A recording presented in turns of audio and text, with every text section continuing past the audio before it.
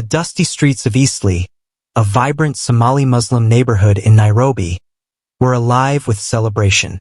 The scent of lamb polo drifted through the air, mingling with the buzz of excited guests and the echoes of Swahili prayers over loudspeakers.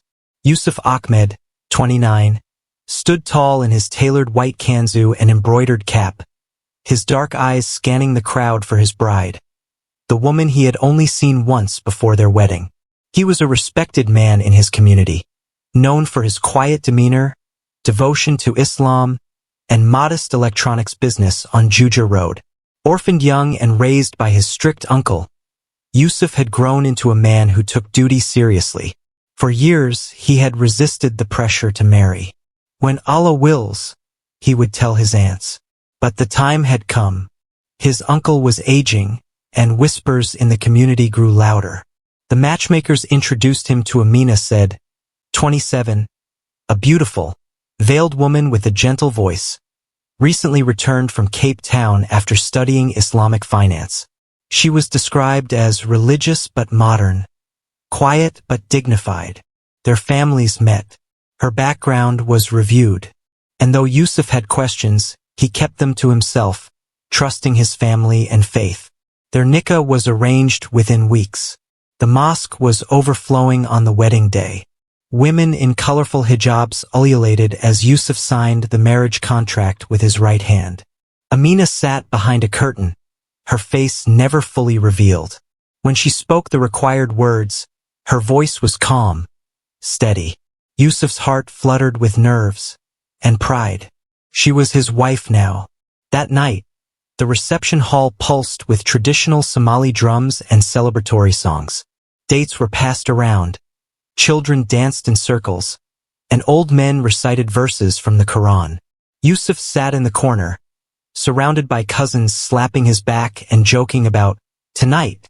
But there was something strange. Amina had barely looked at him. Even in the few moments when they were alone during the ceremony, she kept her eyes lowered, hands trembling beneath her henna. Yusuf dismissed it as shyness, perhaps even piety. She is a woman of taqwa, he told himself. At midnight, the couple was escorted to their new apartment, a small but neat two-bedroom flat gifted by Yusuf's uncle. The relatives left with laughter and blessings. When the door shut behind them, Yusuf turned to his wife, heart pounding. But instead of the warmth he had expected, Amina turned away. I am not feeling well, she whispered, barely audible. Please, tonight. Let me rest. Confused but respectful, Yusuf nodded. Of course. He sat on the prayer mat and recited verses from Surah Al-Baqarah. But as he glanced toward the closed bedroom door, unease began to settle in his chest. A quiet, creeping feeling that something wasn't quite right. It was his wedding night, but he would go to sleep alone. The early morning light filtered through sheer curtains, casting long shadows across the apartment walls. Yusuf awoke alone on the thin mattress of the living room floor. The bedroom door was still shut. He hadn't knocked. He hadn't dared. After far prayer, he brewed black tea and sat in silence, listening to the soft clinking of metal spoons in distant apartments. Everything felt too quiet, eerily so. Amina didn't emerge until nearly noon, already veiled and dressed in a loose abaya. Her hands fidgeted at the sleeves, her eyes never meeting his. Assalamu alaikum, Yusuf said gently, forcing a smile. Wa alaikum salam, she replied softly, retreating into the kitchen without another word. There was no breakfast, no conversation, no joy. For the next 3 days, Amina's silence became her shield. She kept herself busy with cleaning, cooking, and long hours in the prayer room, whispering du'as with intense focus. Yusuf respected her religious discipline at first, but something about her presence in the home felt off. She didn't laugh. She didn't sit beside him. She didn't touch him, not even casually. When he reached for her hand, she recoiled ever so slightly, pretending not to notice. She excused herself from sleeping in the same bed, claiming menstrual discomfort, and then a headache, then exhaustion. And each night, Yusuf retreated to the floor, staring at the ceiling, confused and aching. By the end of the week, Yusuf's patience had thinned. One evening, as they sat for dinner, lentils, flatbread, and mint tea, he asked gently, "Amina, is something wrong?" She looked down at her plate. "No, Yusuf, nothing is wrong. I am simply adjusting. It's a big change. You understand." He nodded, but her words felt rehearsed, measured. "You're my wife now. You don't have to fear me. There is affection between husband and wife. Love," he said, choosing his words with care. Amina gave a weak smile. "Inshallah. Soon. Just be patient with me." Yusuf said nothing more that night. But in the privacy of his mind, doubts had begun to swirl. She spoke fluent Arabic, Swahili, and English, yet never mentioned her family by name. She claimed they were all in South Africa, but had refused to let anyone contact them. Her only relative present at the wedding was a supposed cousin, a burly man with dark sunglasses who barely spoke a word and left early. Yusuf hadn't thought much of it before. Now he couldn't help but wonder. Late that night, he found her mobile phone charging on the kitchen counter. He glanced toward the closed bedroom door. After a moment of hesitation, he picked up the phone. It was locked. No fingerprint, no pattern, just a pin. Yusuf's heart sank with guilt. He wasn't the type of man to violate privacy. But something inside him, a growing instinct, whispered that something wasn't right. The next day, Yusuf met his younger cousin, Farhan, at a tea stall outside the mosque. "She won't even look at me properly," Yusuf said in a low voice. Farhan laughed, thinking it was a joke. "Maybe she's just shy, bro. Some girls are slow to open up. No, this is different. She flinches when I touch her hand. Never undressed in front of me. Not once." Farhan's smile faded. "Did she tell you about her past?" Yusuf shook his head. "Maybe she's hiding something," Farhan said cautiously, then leaned in. "You want me to ask around?" Yusuf hesitated. Gossip was haram. But this didn't feel like gossip anymore. Felt like a mystery. Amina had become a stranger in his own home. "Yes," Yusuf said. "Ask quietly, but don't make a scene." That night, as Yusuf sat in silence while Amina prayed in the next room, a strange chill settled into the apartment. A kind of silence that wasn't peaceful but suffocating. He stared at the closed door, and for the first time since their wedding, the thought crossed his mind. Who exactly had he married? It was now the 8th night since Yusuf and Amina had been married. In Islam, the wedding night is considered not just a consummation of marriage, but a sacred beginning, a moment of unity and trust. Yet in Yusuf's home, the silence between husband and wife was louder than ever. He had tried everything a respectful man could. Flowers from the local market, a new abaya folded neatly on the bed, sweet words, even soft touches to her shoulder, only to be met with flinching, tension, or retreat behind locked doors. Yusuf could feel himself unraveling. That night, he lit a small incense stick in the living room.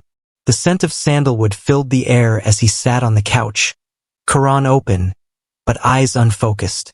In the dim hallway beyond, Amina emerged from the bathroom in her usual layered clothes, her face barely visible beneath her niqab.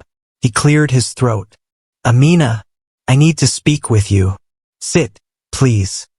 She hesitated, then slowly lowered herself onto the edge of the couch, keeping a noticeable distance between them.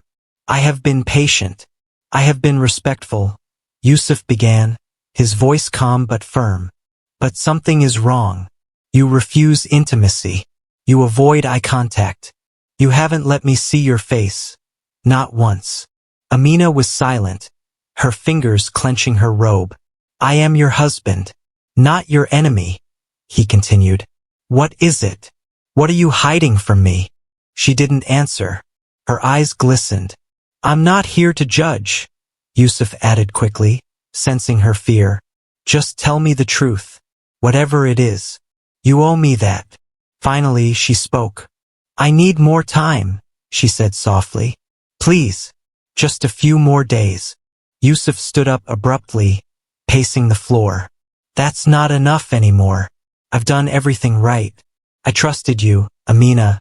I accepted your silence, your distance. But this is no longer just about patience. It's about honesty."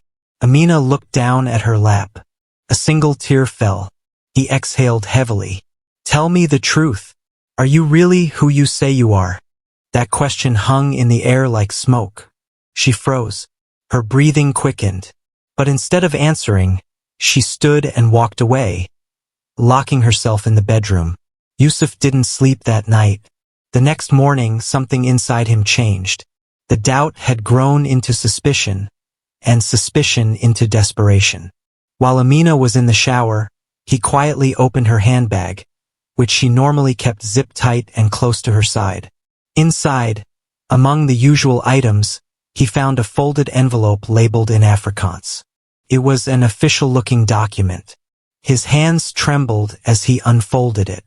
At the top, in bold letters, Groot Shore Hospital, Cape Town, South Africa.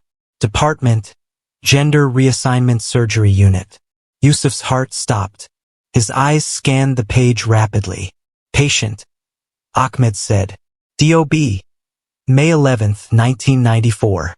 Procedure, Genital Reconstruction Surgery, 2019. Status, Post-op, Recovery Complete." His knees gave way and he sank to the floor. Ahmed said, "Not Amina." He closed the envelope with shaking hands and slipped it back. A sick weight pressed into his chest. It wasn't just betrayal. It was humiliation, shame, confusion, and anger all at once. His mind raced. Was this even a valid marriage in Islam? Had he been tricked, made a fool of before his entire community? When Amina came out of the bathroom, drying her hair under her veil, she found Yusuf sitting in the dark, eyes bloodshot, hands clenched in his lap. "I found your file," he said coldly. She stopped moving. "I know who you are." Amina's voice cracked when she finally spoke. "Please, I didn't mean to deceive you. I was going to tell you. I was afraid." "Afraid of what?" Yusuf's voice was rising now, trembling with rage. "Afraid I'd know you were born a man? Afraid I'd find out I've been lied to in the most disgusting way imaginable. It's not like that." He stood up, his voice a roar. "You let me marry you under Allah's name, in front of an imam. My family. You made me your husband when you were never honest about who you were." Amina backed into the wall, crying. "I converted. I prayed. I did everything right after." "You are not my wife," Yusuf shouted. In a flash of fury, he grabbed a vase from the shelf and hurled it across the room.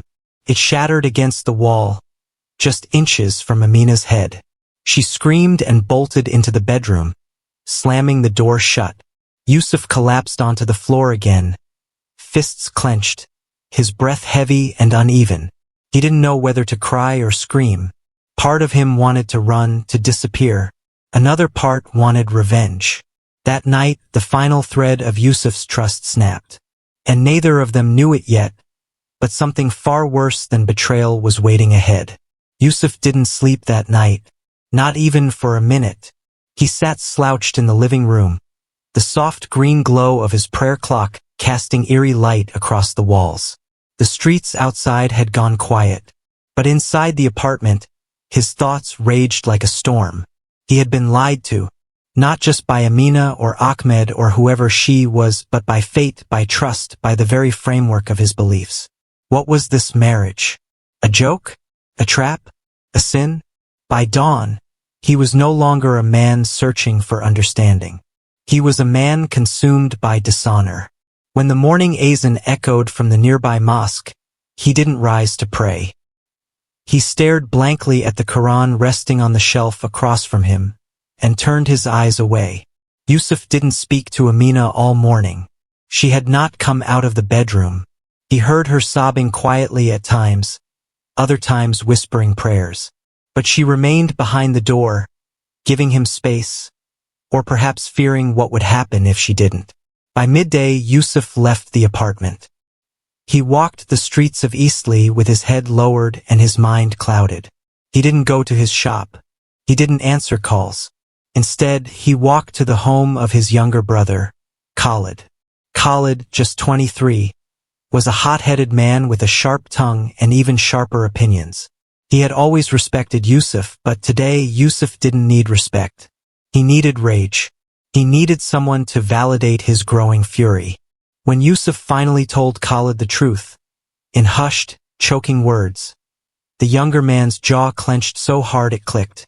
"She was a man?" he said, eyes wide. "She tricked you into marrying her?" Yusuf nodded. Khalid stood abruptly. "Wallahi, this is haram. It's filth. She made a mockery of you, of our faith, of everything." "I don't know what to do," Yusuf admitted. "I feel shame. Deep shame." "You don't go to the police," Khalid snapped. "They'll laugh. They'll say you were weak. They'll say you're complicit." "Then what?" Yusuf asked. Khalid's voice dropped low. "You make this right." Yusuf stared at his brother. "What do you mean?" "I mean you erase this shame. You reclaim your dignity. You don't let this filth stain our family's name. You fix it the way a man should." That evening, Yusuf returned home. He didn't speak to Amina. He simply entered the apartment, made tea, and sat down at the dining table. Calm, cold, silent. Amina stepped into the room tentatively, wearing a soft blue hijab. Her eyes were puffy from crying. "Yusuf," she said gently, "please, let us talk." "We will talk," he said. "Tomorrow. Not here.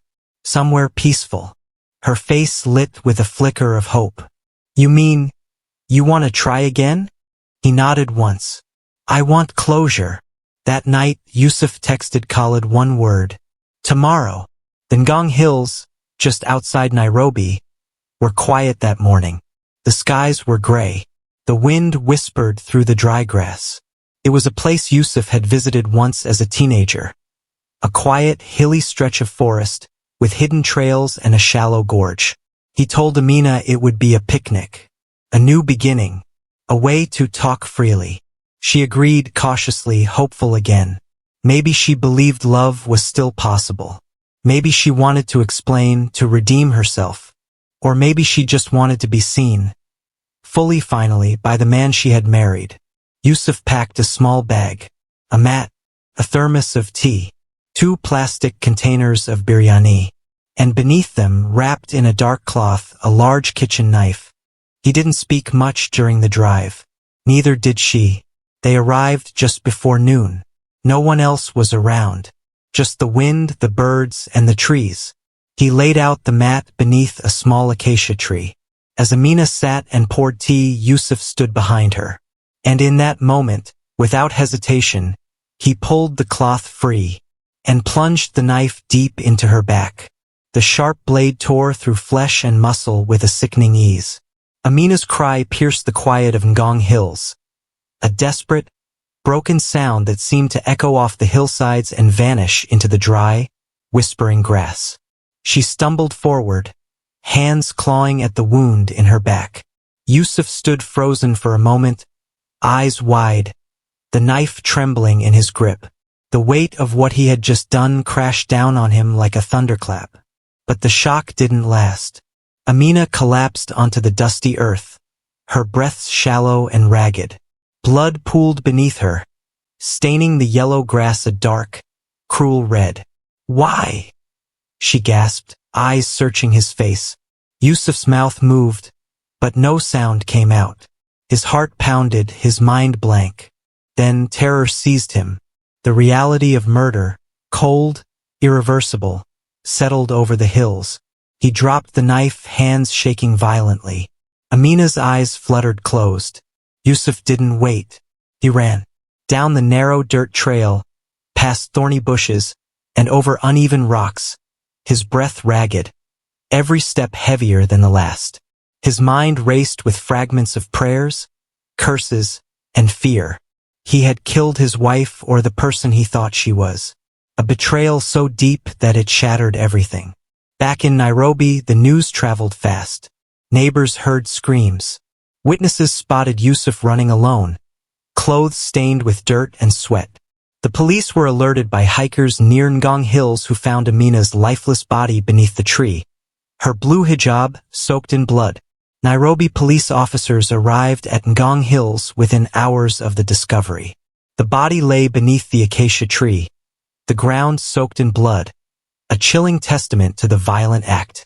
Forensic experts meticulously documented the scene, the angle of the stab wound, the distance from which the attack was carried out, and the absence of any defensive wounds on Amina's body. Yusuf was identified quickly through witness reports and the bloody trail leading back to his shop in Eastleigh. When arrested, he was pale and disoriented, hands shaking as officers read him his rights. At the police station, under harsh fluorescent lights, Yusuf recounted the harrowing story of his marriage, the hidden past of his wife, and the moment of rage that drove him to murder. Police officers and investigators faced an unusual case, not only because of the violent crime but because of the complicated cultural and religious dynamics involved.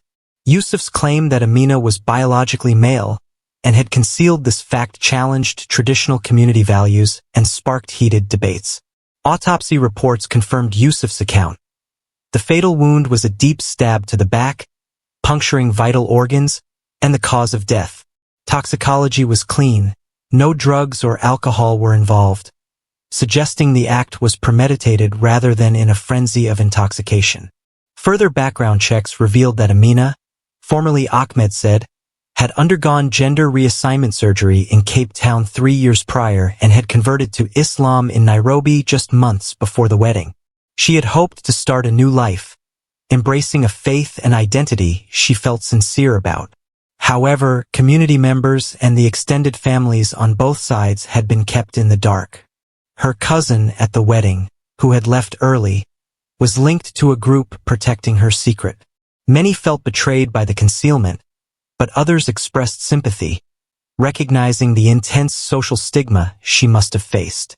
The murder and its sensational circumstances quickly captured public attention. Media outlets from Nairobi's local papers to international news websites debated the story. Headlines questioned notions of identity, religious faith, and cultural acceptance, often framing the tragedy as a clash between tradition and modernity. In Eastleigh, the tight-knit Somali Muslim community was torn. Some viewed Yusuf as a victim, a man wronged and deceived by someone he trusted implicitly. They emphasized the dishonor and shame he claimed to have felt and rallied behind him as he faced trial. Others condemned his violent reaction as unforgivable. For them, the murder was a brutal crime that transcended cultural and religious justifications. No secret can justify killing, they said, demanding justice for Amina. The trial was tense and highly publicized. Yusuf's defense attorneys argued for leniency, highlighting the emotional trauma, the deception, and cultural pressures on Yusuf as mitigating factors. Psychologists testified about the mental anguish Yusuf experienced upon discovering his wife's past, underscoring his psychological turmoil. The prosecution painted a stark picture of a man who chose violence over dialogue and legal recourse. After deliberation, the judge sentenced Yusuf to 15 years in prison for manslaughter, recognizing the crime's gravity but also the exceptional circumstances surrounding the case. The sentence sparked mixed reactions, relief among those demanding justice for Amina, and sorrow among Yusuf's supporters who believed his punishment was harsh considering the provocation. Years later, the story of Yusuf and Amina remains a painful reminder of the complex intersections between identity, faith, and societal expectations in Kenya and across Africa.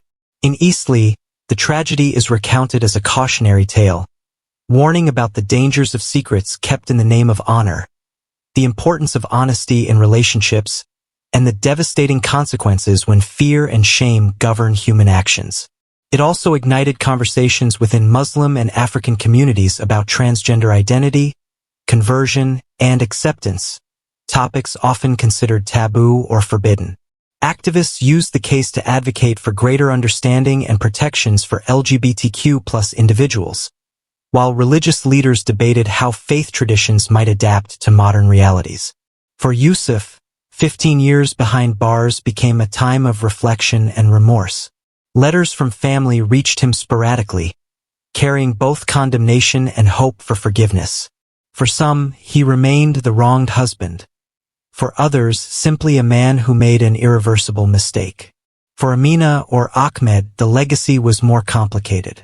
Her attempt to start anew ended in tragedy, but her story sparked dialogue that challenged long-held prejudices, slowly shifting attitudes in communities still grappling with the meaning of identity and acceptance. Ultimately, the case remains a stark testament to the tragic human cost when love, faith, and truth collide in a world unprepared for difference.